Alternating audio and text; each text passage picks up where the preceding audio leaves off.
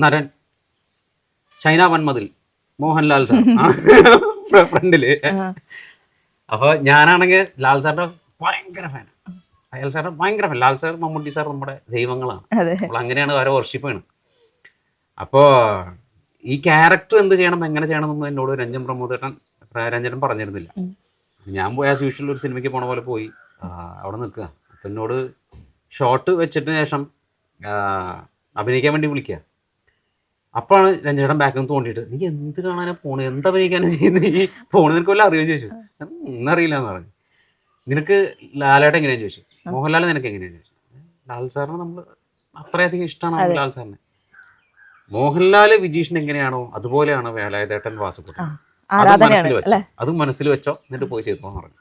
അത് തന്നെയായിരുന്നു ആ ത്രൂ ഔട്ട് സിനിമയിലും എൻ്റെ ക്യാരക്ടറിന്റെ ഉള്ളിൽ അത് തന്നെയായിരുന്നു. നമ്മള് വേലായുധേട്ടനെ ആരാധിക്കുന്ന പോലെ ലാൽ സാറിനെയും ആരാധിക്കുന്നത്. അങ്ങനെയാണ് നാരായണൻ.